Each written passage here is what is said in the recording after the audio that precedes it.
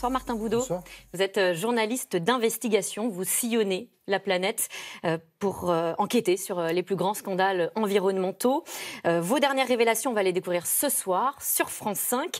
2 documentaires produits par Première Ligne, c'est la maison de production qui fabrique aussi les Caches Investigations. Vous êtes allé au Paraguay, en Indonésie. On parcourt avec vous ces 2 pays, les champs de soja imbibés de pesticides qui déciment des populations. On trempe nos pieds dans des eaux en putréfaction, celle du fleuve Chitorum, dévastée par l'industrie du textile. Vous êtes vert de rage, Martin Boudot, et pour dépasser l'indignation, eh bien vous passez à l'action. Vous ne ménagez pas vos efforts, c'est ce qu'on va voir. On est en Indonésie avec vous. L'eau, elle me gratte la peau. Ça me brûle.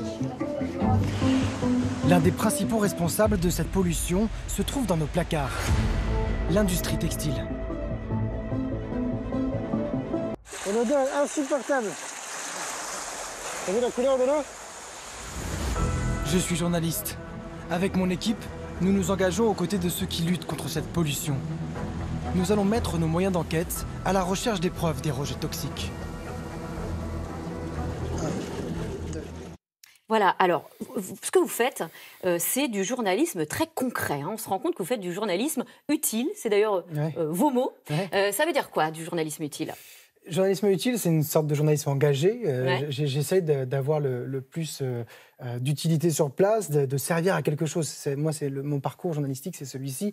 C'est vraiment d'essayer d'être le plus concret possible, comme vous l'avez dit, et finalement de documenter la pollution, de pas simplement se contenter d'une opinion d'un côté et d'une opinion inverse de l'autre. Non, d'essayer de documenter, d'apporter des preuves de la pollution et de remonter la chaîne de responsabilité, et ensuite de donner ces analyses scientifiques aux populations pour que également elles s'en emparent, si elles le souhaitent, pour faire bouger les lignes, changer les choses éventuellement. Alors, on vous voit d'ailleurs, vous allez taper aux portes des laboratoires, lancer des tests, des vrais tests scientifiques, grandeur nature, et à chaque fois, les résultats sont terrifiants, si bien que même les chercheurs que vous sollicitez sont choqués. Il y a des chercheurs, dans le cas de l'Indonésie par exemple, avec la pollution du Chitarum par l'industrie textile, des chercheurs n'ont pas forcément accès à toutes les analyses possibles. Et, ils ont des laboratoires dans lesquels les machines ne sont pas forcément de dernière génération. Donc moi, je travaille aussi avec des scientifiques européens, voire américains, et j'envoie de l'eau en express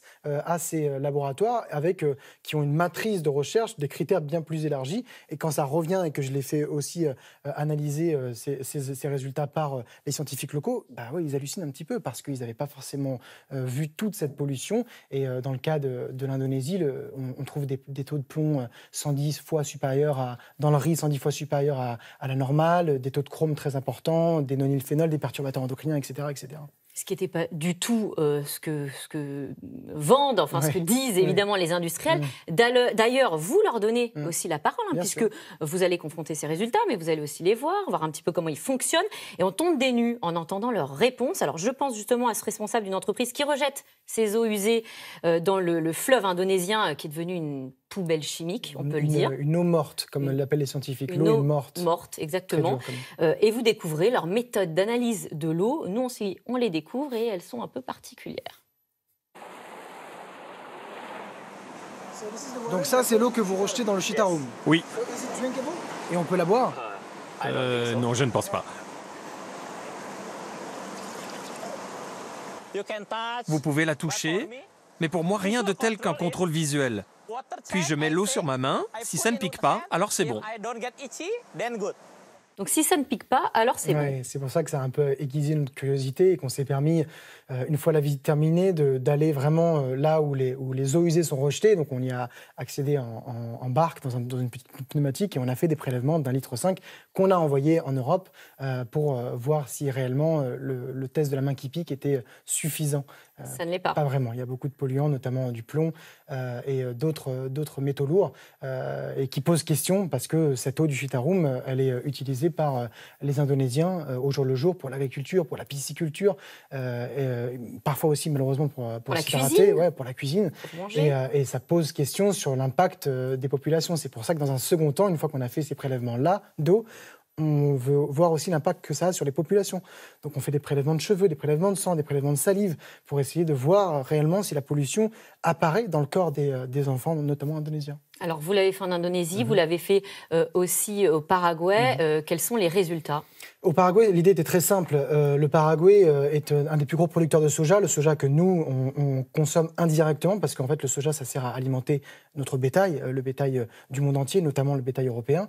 Et l'idée, elle était toute simple, c'est de prendre un village complètement entouré de champs de soja et donc de pulvérisation de pesticides, de sélectionner 50 enfants en bonne santé et de prendre 50 enfants également un village bio, le seul village qui fait du bio au Paraguay. Et de comparer les résultats. Et de comparer les mutations génétiques, les dommages génétiques. Et il y a une vraie différence entre ces deux populations. Et cette étude-là, cette étude scientifique, a fait la une au Paraguay. On voit les impacts, évidemment, terrifiants sur la santé de ces enfants là-bas qui ont des gènes qui sont touchés sur des générations. Absolument. Et voilà, l'étude a fait la une sur place et on est remonté jusqu'au Sénat paraguayen qui s'est posé la question du modèle agricole que prenait le Paraguay. Donc vous avez même une efficacité, en tout cas certaine, sur la politique du pays, ou en tout cas vous engagez le pays à réfléchir. Voilà, un débat.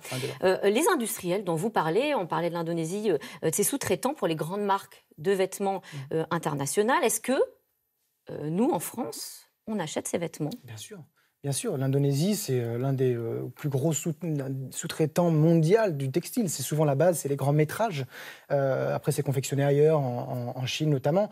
Mais bien sûr qu'on a dans nos placards des vêtements made in Indonesia. J'invite les téléspectateurs à regarder. Ça ne veut pas dire forcément que c'est des vêtements qui sont faits uniquement avec de la pollution. Mais je pense que cette série et ce qu'on a fait nous pousse peut-être à avoir un esprit un peu plus critique sur nos vêtements et sur nos achats. Ce que vous nous dites, en fait, c'est que quand on pollue même à l'autre bout du monde, eh bien forcément, ça a des conséquences chez nous, en France. Et je voulais qu'on regarde ces chiffres avec vous, puisqu'on le voit aussi au Paraguay, on parle de ces épandages de pesticides sur les champs de soja. Le soja, eh bien, il est exporté à 85% à l'international. Et sur ces exportations à l'international, eh bien, un tiers de ce soja arrive chez nous, en Europe. Absolument. Ça veut dire qu'on le mange ? Alors, on ne le mange pas parce que c'est souvent sous forme de tourteaux de soja. Donc, ça sert... en fait, c'est notre bétail qui le mange. Nous, on ne le mange pas directement. Et ensuite, on va manger les steaks hachés ou les nuggets, les raviolis. Et ce qui est intéressant, c'est que nous, on a contacté les grandes marques de viande pour savoir d'où venait leur soja, incapables de nous répondre. La grande majorité est incapable de nous dire d'où vient le soja. C'est des tourteaux de soja qui sont à un moment donné concentrés. Certaines il y a une partie qui vient d'Argentine, d'autres du Paraguay, d'autres d'Amérique, qui sont à un moment donné concentrés et qu'on envoie comme ça, qu'on exporte. Et ces grandes marques ne sont pas capables de nous dire aujourd'hui d'où vient le soja qui nourrit leur bétail. En tout cas, elles ne cherchent pas à le savoir. Oui, elles ne cherchent pas à le savoir, elles ne veulent pas vous le dire. Aussi, c'est une possibilité. C'est une possibilité. Ouais. Après toutes ces révélations, vous, Martin Boudot, en France, vous arrivez à ne pas devenir parano ? Comment, je sais pas, vous consommez au jour le jour ? Non, alors, souvent on me pose cette question-là, puis on me dit est-ce que c'est pas trop sombre, est-ce qu'il y a de l'espoir, etc. Moi, les gens sur place qui se battent, que je filme, ils me donnent beaucoup d'espoir aussi. Moi, je suis pas parano. Je fais très attention effectivement à ce que je mange et à ce que je donne à manger à ma fille. Mais je crois que c'est important d'être informé. Après, libre à chacun de faire un choix. Nous, notre boulot de journaliste, c'est d'informer. Et après, le choix de consommation appartient à chacun. Mais au moins, on ne pourra pas dire qu'on ne savait pas. Et bien justement, pour savoir, il suffit de vous regarder ces deux documentaires dans la case Vert de rage ce soir sur France 5. C'est à partir de 20h50. Merci Martin Boudot. Merci d'être venu sur notre plateau. Tout de suite, c'est dans l'air avec Caroline Roux qui revient sur le coup d'envoi des commémorations du débarquement. Le D-Day, c'est demain, mais dès aujourd'hui, les dirigeants français, allemands, américains, britanniques se réunissent dans le sud de l'Angleterre. C'est dans l'air est intitulé ce soir, 6 juin 44. Quelle histoire. Bonne émission. À demain.